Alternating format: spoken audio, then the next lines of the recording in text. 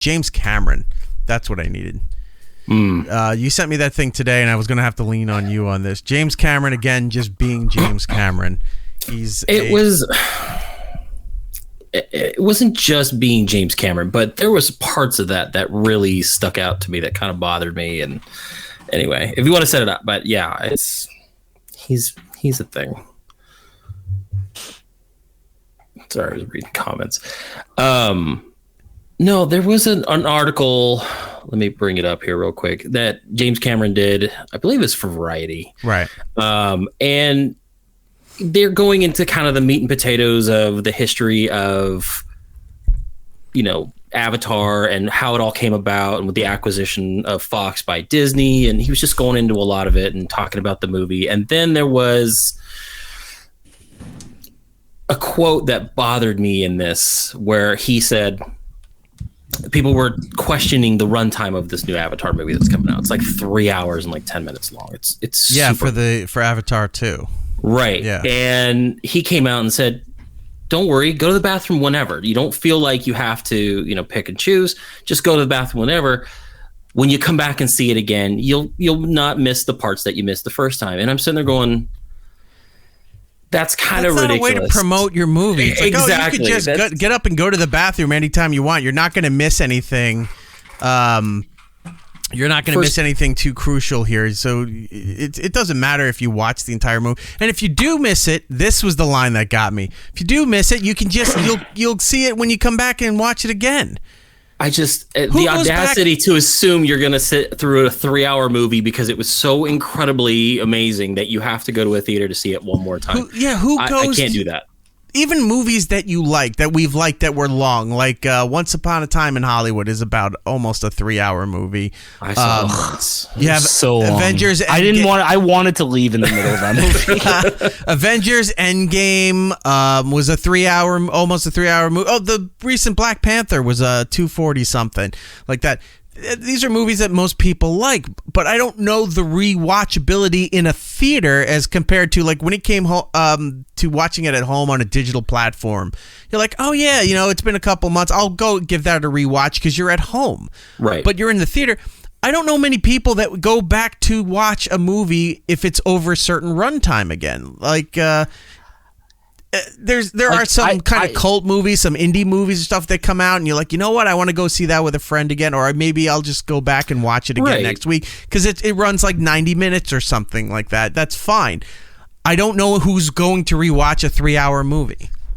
So I can't assume this is going to be so good that 3 hours is going to wow you so much that you're going to want to sit through another 3 hours. The only movie in recent time that I sat through that was 3 hours numerous times was Midsummer, and the only reason why is because I was going with a different person each time, and I had to see their reactions because it's one of those movies where you want to see it, so it's worth it to me. But after that, no, God no. Like I was telling Jordan before the show, I was like, every movie that's out right now could be a half hour shorter right off the bat. Like, just cut a half hour out right off the bat because every movie drags and it just goes too long. Well, I mean, Wakanda Forever came out, 2-3 weeks ago, and that movie could have easily cut, I said minimum 30. I'm guessing 45 minutes could have been cut out of that movie. Yeah. And that movie was running at least 2 hours and 40 minutes. Like I just saw Glass Onion, and while it didn't feel long, there was still like a good 20 to 25 minutes I would have cut out of that movie. Like I loved it. It was really fun, but at the same point, like we didn't need this part. You didn't need these characters. Like just certain things is just like completely unnecessary. Right. It's one of those things where you used to, like, with the Snyder Cut, you always be like, oh, what did he leave on the editing room for? 99% of the time, that shit was supposed to be left on the floor. Like, it's not supposed to be out there for human consumption. Like, I have seen a lot of, like, director's cuts that come out on these Blu-rays or 4Ks now that when you watch the director's cut, you're like, oh, that wasn't as good. And there's a reason why you cut what, like you said, what you cut. It's James Cameron has done good things. When it comes to Avatar, I get annoyed with him because not only did he release Avatar, okay, it was fine the first time you watch it. It was neat in 3D. Mm-hmm. I saw it twice. I saw it regular. I saw it 3D. You're right. That was the only real selling point because at the time when that came out, that was some kind of cutting edge CGI stuff that he was doing. with the floating islands and the water, which was in the sky but not in the sky, rendering oceans, that kind of stuff. All of that was really kind of cool. Like, for 2012, I think that's why people liked the movie, was because of the aesthetics of it. Well, and that's big when nobody likes the story. The story's terrible. It's Dances with Wolves, Fern Gully, and Smurfs. I mean, it's everything in one. Just look at it, and if you see that reference, it is that Smurfs. Movie. Dances with Smurfs. Smurfs with Wolves. See, that's a smurfing good movie. Look, I would watch Smurfs with Wolves. Look, I don't know when the public the copyright expires on Smurfs, because it ran out with Winnie the Pooh, and the first thing they did was made a horror movie with it. When that runs out for Smurfs, we might get Smurfs with Wolves, or we might get something worse. We might get that, This Is Not the Smurfs porn spoof or something. Cocaine like that. Smurfs. Yeah, cocaine Smurfs. they found a bag of cocaine. They smurfed themselves crazy. Yeah. Why are they blue? Well, they died.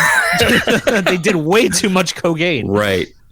No, it baffles me that. It's not even so much that I like I said, I get mad with him when it comes to Avatar, because he's always talking about this world that he wants to build, and he had to release Avatar numerous times because his ego. When they released it, so it topped Endgame again, and then Disney, because they own it essentially now, Disney had to say, well, congratulations, you guys, for hitting the number one mark again. But internally, they're like, are you fucking kidding me? Well, he was holding the top spot for the longest time. And then you're right, I think it was Endgame beat it. And then Disney has it. They released it digitally on Disney Plus, and then for 2 weeks it was on Disney Plus, and then they took it off their streaming platform because they re-released it in theaters for a month. Right. Yeah. Because they wanted to get that little bit of extra money to put it back on top, because that's how egotistical he is about Avatar being in everybody's lexicon. It has to be a part of their conversation. And then it just came back on streaming just in time for part 2 to come out in 2 weeks, give or take. And he's already filmed part 3 mostly, and parts of part 4. And he says he's got a script or an idea ready for parts 5 and 6. I didn't know he shot parts of 4. I thought that he had 2 and 3, and depending on them, determined 4 and 5. He's shot 2 and 3, and he's in the article. He said he's got a little bit of 4. All this time, we thought he was shooting 4 more movies with this thing, and he barely did 2. So, what was taking him so long? Not that I'm saying this should have been out earlier, but he kept dragging this on and on and on about, this is coming. We're shooting everything back to back to back, and you're gonna have all these movies when they announced 2 through 5, and then you find out 4 and 5 are dependent on how 2 and 3 do. So, what was taking so fucking long? He wanted to develop better cameras. Hold on. It's probably all the rendering and shit for this. Mm-hmm. Okay. Well, and it's better cameras. He likes to develop new technology for the things that he does. Yeah. He pushes everything. He pushes the limit. Stuff for Titanic. He did stuff for Avatar. He keeps making new things that don't exist. Great. Good for him. But to put all your eggs in the Avatar basket is, I don't know. It's something bothers me. I can't get True Lies on 4K. At this point, if he's look, I figured out a way to make a sequel to Titanic, people would be actually all right, that's impossible. How's he gonna do it? But yeah, let's see how he does it. And I think there'd be more interest in seeing a second Titanic than there would be seeing the second Avatar. It's a sequel where they're just sitting in the water till the rescue boats come, and it's just how do they survive? That's it. Or they launched another boat, another country launched a boat called Titanic. They figured it's been enough time, and then it suffers the same fate. Yet this was in the southern hemisphere where it's a bit warmer, and they still hit an iceberg, which they don't know how that was possible. Right. It wasn't an iceberg. It was one of those fat bergs that you always see on the subway. The signs here. It's don't flush your fat down the drain. It'll make a fat berg. It left out of Sydney, Australia, and then hit that giant plastic island in the South Pacific. Right. And it just got engulfed. The whirlpool of trash that they keep telling us is in the middle of the ocean. They're it's bigger than Texas. Can I move there? Follow me in the chat. Titanic 2, The Tightening. There you go. It writes itself. But yeah, the article, parts of it were really good. It talks about his impetus to actually do this, because I guess he was fighting against even doing more Avatars originally, and then then he leaned on, okay, there's more story I want to tell. And then he stretches it out, and then Disney acquires Fox, and, the whole Disney World having a whole Avatar land, which I think is ridiculous, but whatever. I don't know. I think I just got mad that he was like, you're going to come see this more than one time. Like, it's very, just like I said, the audacity of it. Well, I think it's because like that was that weird reaction when the first Avatar came out, where people were just like, I want to kill myself because life isn't as good as what is on this imaginary blue planet I saw in Avatar. You know what I mean? Like, right. I remember seeing those people on the news like crying about how beautiful a world it was and how they were living at the theaters and like painting their skin blue and shit. So like, I'm sure he's expecting like that same kind of fandom to come back, but it's been like we said, 12 years. I think the first one came out in like 2008, 2009. It was like 2008 or something like that. I remember because it came out around Christmas time. I went and saw it in the theater, and when I came out, that's when I found out Brittany Murphy had died. Like, it's that year. Oh yeah. So at the screening of Avatar, they paused the movie. That's what killed her. This movie was so terrible, she died. They're doing the new Terrifier 2 bit where they're going to talk about all the bad stuff that happened in the theater to get you to see the movie. Yeah.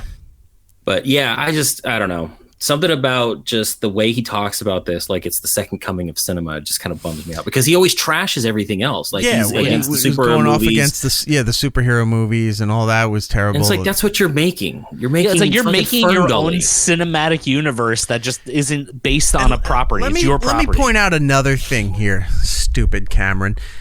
These superhero movies that you're shitting on are making the majority of the money right now for the company that owns your stuff and that will be funding your future stuff if this does succeed. Where do you think a lot of that money's coming for you to do the rest of this stuff? Oh, yes, on the backs of Marvel.